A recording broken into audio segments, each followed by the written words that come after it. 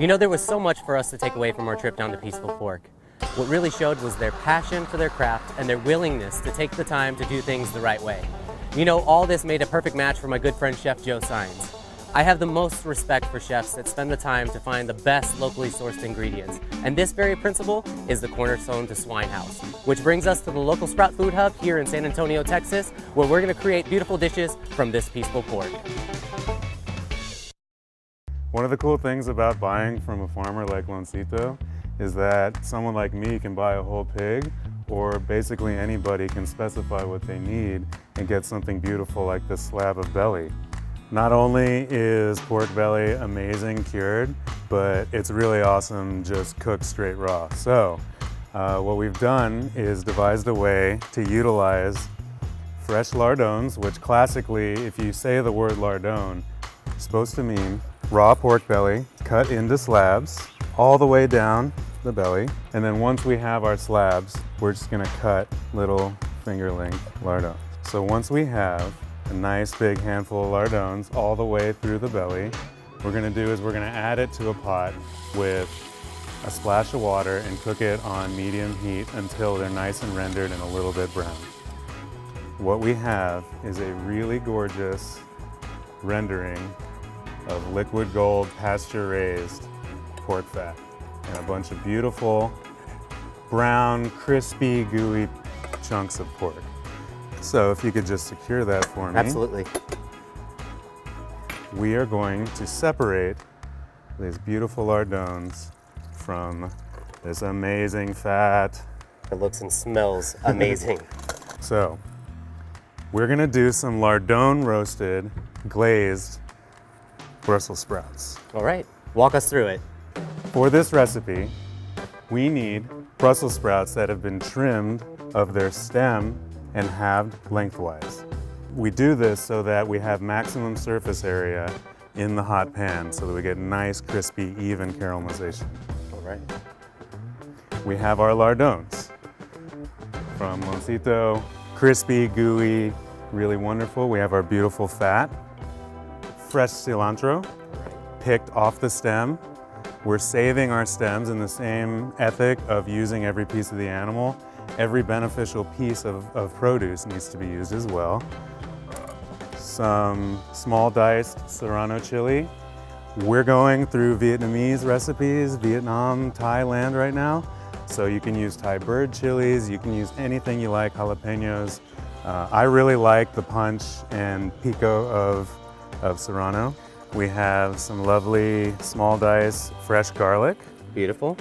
Some room temperature whole butter, my favorite brand of fish sauce, the crab, 3 Crab brand. And for the acidity, we have half and half fresh lime juice and rice wine vinegar. Beautiful. So let's roast some Brussels sprouts.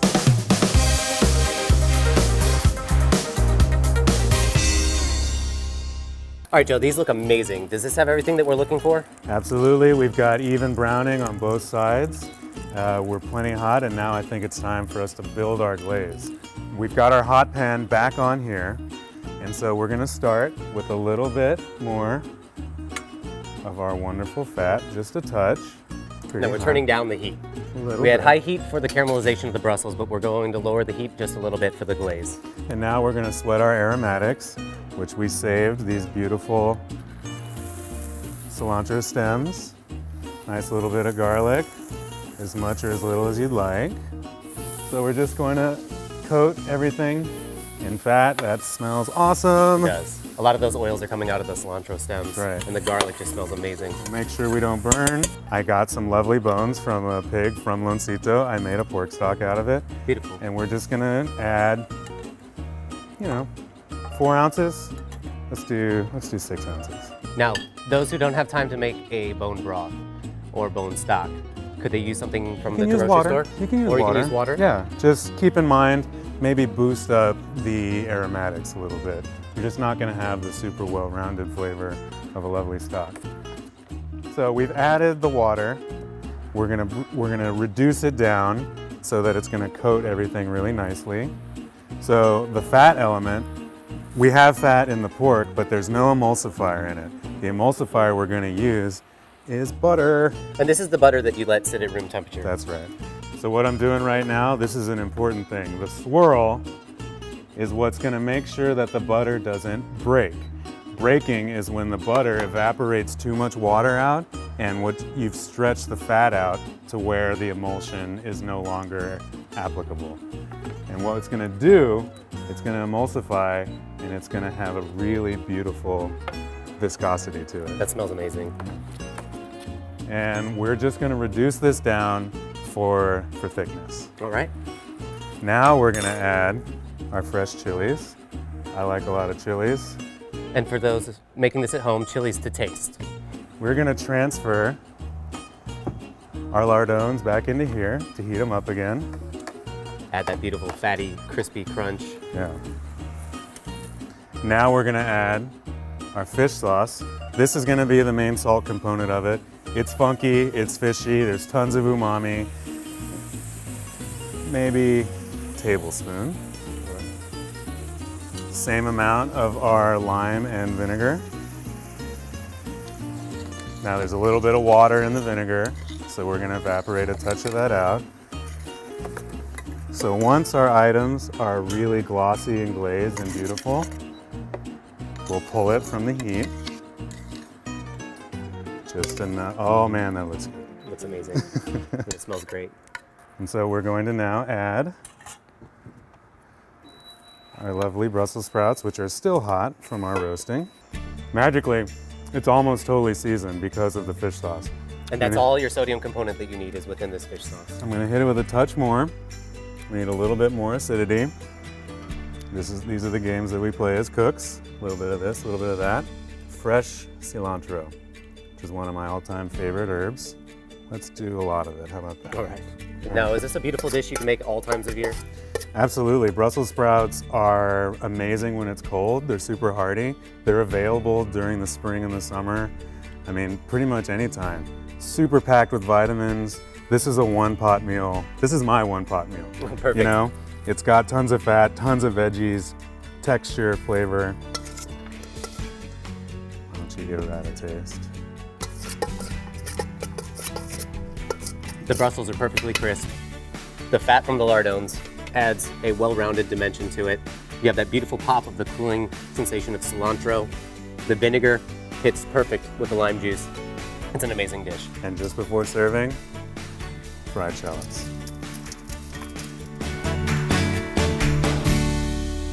So what we're gonna be using here is a little bit of ground pork to show you an easy, at-home way to make sausage patties. When we're doing sausage patties, I thought of brunch. And so we're gonna be accompanying this with some at-home rice grits, and we're gonna have some poached eggs, and then we're gonna use a beautiful cream and Oaxacan espresso shot sauce to coat this all. Today we're gonna be using a little bit of warm spices. So essentially this is gonna be kind of like a Chinese 5-spice with a little bit of additional spices added to it. We're gonna have a little bit of ginger, we have the fennel, a little star anise, we have some cinnamon, some clove. I also added a little bit of nutmeg and allspice into it. It gives all the beautiful flavors of winter and adds that nice at-home feel. In addition to that, we're going to be using a little bit of toasted black sesame seeds and some Szechuan peppercorn and fresh coriander that I toasted in a skillet and just quickly pulsed in the spice grinder. So to start, we have the ground pork in the bowl. We're going to add a little bit. Joe, you want to measure out about 2 to 3 teaspoons, so a tablespoon of spice. We're just going to eyeball it. Absolutely. And we're gonna do a hearty pinch of the Szechuan peppercorn. We have the sesame seed and the coriander. All these spices are very warming, very aromatic. All right, so simply you can either mix with hand, or if you have a home mixer, we can mix it in there. So I'm gonna go ahead and use the mixer with the paddle attachment. So we have just your basic kitchen aid mixer, paddle attachment. We're gonna take all of this, and we're gonna make sure that we get every last little bit in there. All right. It already smells super aromatic. It's like plum sauce. It reminds me like of a duck roast. Yeah, it's gonna be beautiful. So what I'm gonna do is give this a good mix. So we're just gonna turn it on low, just to give it a good mix and incorporate all those beautiful seasonings. So if you don't really wanna whisk it, because we don't wanna add too much air to it, this helps incorporate and thoroughly mix the fats together. It's almost like emulsifying when you're making a patty. You can do it by hand, like I said, but I prefer to mix it. It's gonna be more consistent and fluid throughout, and mainly on the distribution of spice. All right, we're gonna shut it down for a second. I'm gonna add just one hearty pinch of salt and maybe one little pinch of black pepper. So this is looking beautiful in consistency. Once again, you can just smell all these spices. You can see the way it looks. The fat's been mixed properly in with the protein. It looks fluid. It's actually changed color a little bit. We have put a little bit of air into it, but it's turned this lighter pink. And before it was that beautiful red. And you heard Lancito say, we don't do the other white meat. We have red pork. You can use ring molds for this to make them all perfectly uniform in shape, but we're kind of gonna freestyle this. And Joe is the master of all things charcuterie. So what we're gonna do is I'm gonna get a sheet tray and we're gonna kind of freeform these patties, and then we're gonna put them into refrigeration to cool down. It also lets them be a little bit firm before we put them on the heat to griddle them. When we were creating this sausage recipe, the first thing that came to mind was using this to incorporate into a brunch dish. Now, one of my favorite things to have at brunch is grits. So we're gonna do a little different take on grits. We're gonna be making rice grits. And those of you who have not had them, rice grits are basically using the starch, which is in rice, mixing it in with either some milk or some water. I'm just gonna be using straight water for this. I'm using arborio rice today and forming a creamy consistency with these grains, such as you would with corn grits. So what we have here is some arborio rice. I like using this because when you use it for risotto, it does add that extra richness and creamy flavor. And it has a little bit of a nutty taste. So what we're gonna do is we're gonna take just some straight arborio rice. You can use one of these $8 Mr. Coffee or any type of spice grinder at home. And we're simply just gonna incorporate a little bit of the rice into the grinder. So usually using a shorter grain or a medium grain rice is gonna give you the better consistency that we're looking for. All right, so simply you're just gonna pulse. Don't ever hold the button down completely because you're gonna disintegrate it and turn it into dust. But you're simply gonna pulse it multiple times until you get the consistency of grits. So we're gonna give it a couple more pulses, and you can see all the starch that's popping out with the dust. The cool thing about this too is if you're not going to use it for rice grits, you can also use this as a thickening agent when you're making some soups. A lot of times in Cajun cuisine, they'll actually use some ground up rice for its starch to thicken broths. That's cool. There's so many gluten-free people these days. Exactly. There's nice multiple ways. So we're just going to tap it out, and then I'll show you. You can see, it looks just like coarse ground grits. And so a rule of thumb I was always taught when you're cooking with grits is 3-2-1. So you can use 3 cups water, 2 cups half and half for cream, and 1 cup of grits. So right now I'm just gonna use straight water because we wanna really accent the pork in this dish. All right, so we're gonna get the water boiling.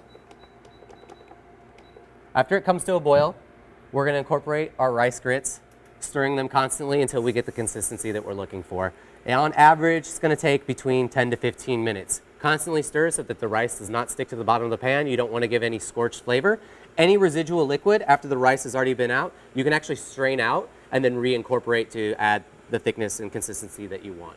So we made our sausage patties, we have our rice grits going, and Source to Course is committed to showing you the absolute best ingredients possible that are locally sourced. So we have Pulp's amazing organic Oaxacan coffee that we're gonna be using as a sauce to serve on top of the poached egg and sausage.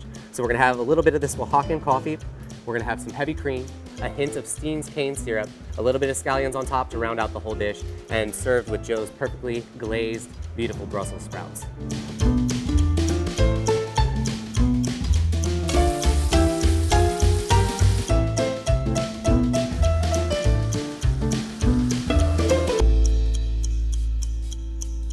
We're so happy to be here today at the 503 Local Sprout Food Hub, and we're honored to have Lily Cartwright from Peaceful Pork here to join us. What we're here to do today is to showcase some of the beautiful work that you've put into the pigs that you've raised. So today we have a beautiful dish of poached eggs, we have a winter spiced sausage which we made from your ground pork, a little bit of rice grits, we used the beautiful organic Oaxacan coffee that James and Lisa from Pulp poured for us, mixed with a little cream and some Steen's cane syrup. We of course have some Kerrygold butter and a little bit of chopped scallions. Joe was honored to be here as well. I don't know any other chef that appreciates true ingredients such as yours as much as Joe. So I'll let you describe your dish, Joe. We have lardon roasted Brussels sprouts with a Vietnamese glaze. I was really excited to do this because we got to use one of my favorite parts of the pig, the belly, and just straight raw, no cure, and roasted up with one of my favorite veggies, chard. I hope you all love it. Thank you so much for having me. To Peaceful Pork and our Food Hub family, we hope you enjoy the meal.